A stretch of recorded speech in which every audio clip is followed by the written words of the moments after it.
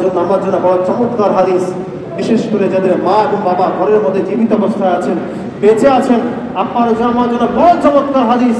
আল্লাহর নবী সাল্লাল্লাহু তাআলা আলাইহি সাল্লামের জলিল কদর সাহাবা হযরত ওমর ফারুক রাদিয়াল্লাহু তাআলা আনহুর সন্তান হযরত আব্দুল্লাহ ইবনে ওমর রাদিয়াল্লাহু তাআলা আনহু বর্ণনা করছেন, আল্লাহর নবী সাল্লাল্লাহু তাআলা আলাইহি ওয়াসাল্লাম বলেছেন, রিদা রাব্বি ফি রিদার ওয়ালিদাইন ওয়া সাখাতু রাব্বি ফি সাখাতিল ওয়ালিদাইন। সুবহানাল্লাহ। আমার নবী সাল্লাল্লাহু তাআলা আলাইহি ওয়াসাল্লাম বলেছেন, রিদা রাব্বি, যদি তুমি আল্লাহ পাক রব্বুল আলামিনের সন্তুষ্টি কামনা করো, যদি তুমি আল্লাহ পাক রব্বুল আলামিনের সন্তুষ্টি চাও, আল্লাহ তোমার উপর তখন সন্তুষ্ট হবে ফি রিদাল ওয়ালিদাইন, যখন তোমার মা এবং বাবা দুইজন তোমার উপর সন্তুষ্ট থাকবেন, তখন আল্লাহ পাক রব্বুল আলামিন তোমার উপর সন্তুষ্ট থাকবে। আবার আমার নবী বলেন, সাখাতা রাব্বি, আর আল্লাহ তোমার উপর গজব দিবেন, আযাব দিবেন, রাগান্বিত হবেন, তোমাকে জাহান্নামে দিবেন, কষ্ট দিবেন। কোন সময়ে? আমার নবী বলছেন, ফি সাখাতাল ওয়ালিদাইন, যদি তোমার মা এবং বাবা দুইজন তোমার উপর রাগান্বিত অবস্থায় থাকে, আল্লাহ পাক রব্বুল আলামিন তোমার উপর রাগান্বিত হবেন। আর যদি মা এবং বাবা তোমার উপর খুশি হয়, রাজি হয়, তাহলে আল্লাহ পাক রব্বুল আলামিন তোমার উপর রাজি এবং খুশি হয়ে যাবে। সুবহানাল্লাহ।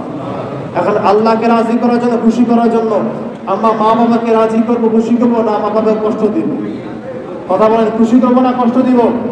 যদি খুশি করেন তাহলে আল্লাহ খুশি হবে, আর যদি কষ্ট দেন তাহলে আমার আল্লাহ কষ্ট পাবেন।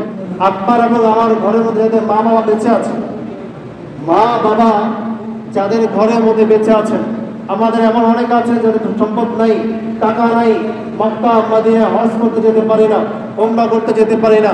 আমার নবী ওই সমস্ত মানুষদের জন্য বড় চমৎকার নিয়ামত আমাদের জন্য রেখেছেন। আল্লাহর নবী সাল্লাল্লাহু তাআলা আলাইহি সাল্লামের সাহাবা আব্দুল্লাহ ইবনে আব্বাস রাদিয়াল্লাহু তাআলা আনহু থেকে বর্ণিত, রাসূল আরবি সাল্লাল্লাহু তাআলা আলাইহি ওয়াসাল্লাম বলেছেন, যদি কারো মা বাবা ঘরের মধ্যে বেঁচে থাকেন, মা বাবা যদি ঘরের মধ্যে বেঁচে থাকে, মায়ার নজরে, ন্যাক নজরে, ভালোবাসার নজরে একবার যদি সারা দিনে মা অথবা বাবা কারো দিকে একবার তাকাও, তাকে যদি তোমার মায়া লাগে যে এটা আমার মা, এটা আমার বাবা, তাদের খেদমত করা দরকার, তাদের সেবা করা দরকার, একবার যদি মায়ার নজরে মা কিংবা বাবার দিকে তাকাও, আমার নবী বলছেন আল্লাহ পাক রব্বুল আলামিন সাথে সাথে মায়ের নেক নজর দিকে তাকানোর কারণে, বাবার চেহারার দিকে মায়ের নজর তাকানোর কারণে আমার আল্লাহ একটা কবুল হজের সওয়াব ওই সন্তানের আমলনামার মধ্যে দিয়ে দেয়। সুবহানাল্লাহ।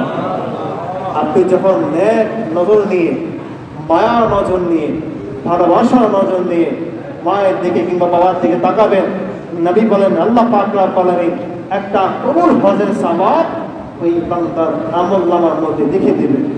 অন্য একটা সাহাবী জিজ্ঞেস করেন, ইয়া রাসূলুল্লাহ, যদি কোনো মানুষ দৈনিক 100 বার কোনো মা বাবার দিকে তাকায় তাহলে আল্লাহ কি করবেন?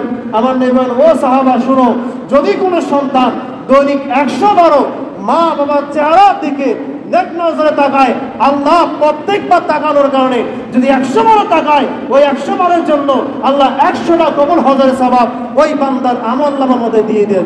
সুবহানাল্লাহ।